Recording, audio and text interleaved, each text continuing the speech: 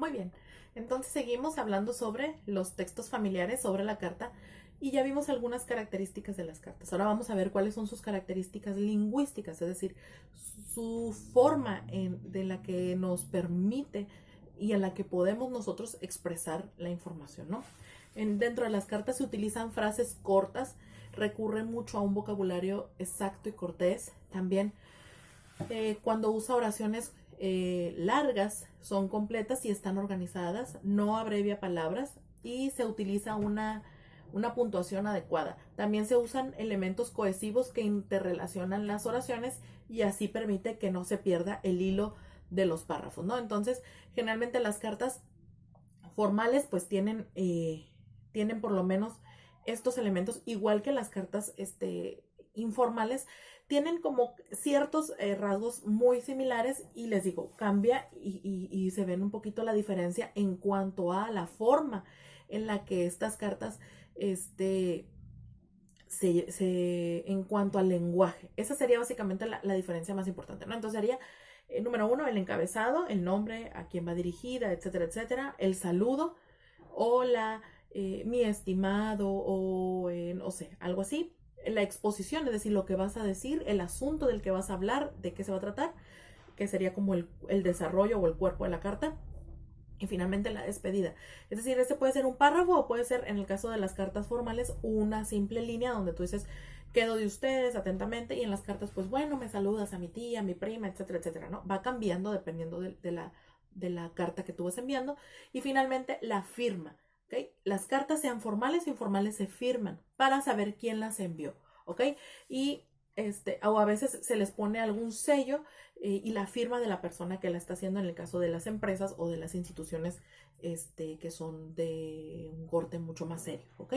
Muy bien, entonces vamos con nuestro tercer ejemplo de textos familiares y él sería, la anécdota. Bueno, ¿qué es la anécdota? Yo a lo mejor es como más familiar para nosotros, pero la anécdota es un cuento corto que se narra sobre un incidente interesante o entretenido y es una narración breve de un suceso curioso, algo que se supone que le haya pasado a alguien.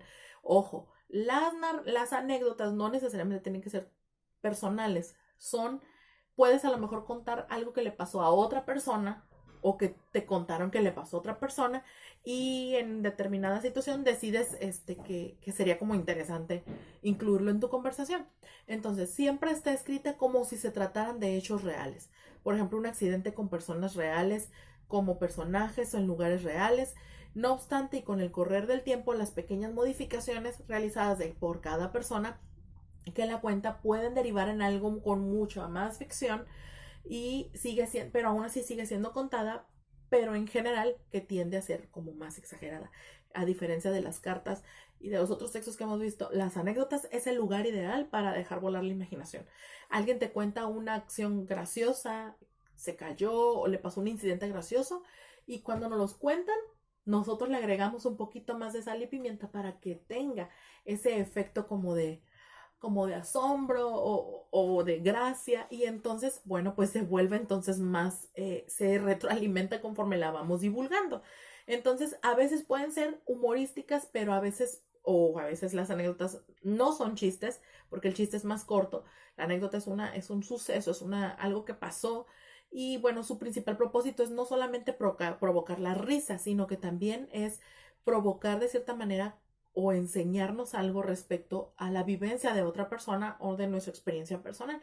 Entonces, es un cuento corto, su duración es corta relativamente y lo más importante de ella es darle un alce al personaje principal o al funcionamiento de una institución o alguna situación.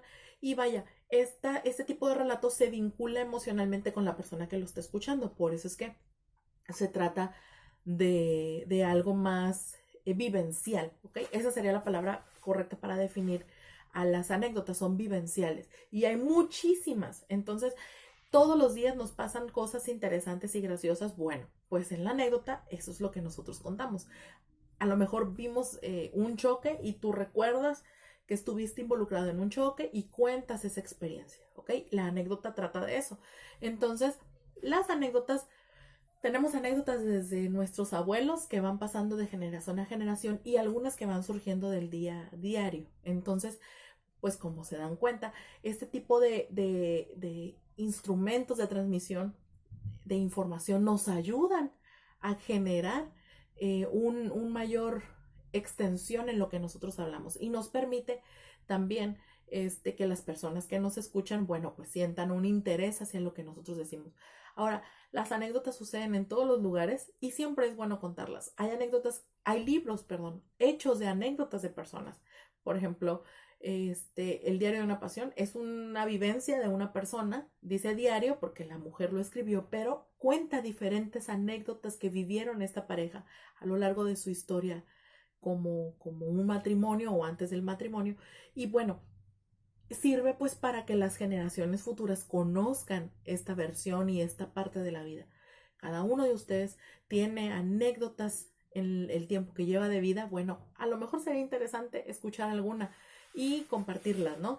Entonces las anécdotas nos sirven para generar ese vínculo emocional con otras personas y esa simpatía, ¿ok? Esa empatía también con lo que nos escuchan. Muy bien, chicos. Bueno, pues esta sería su clase de hoy.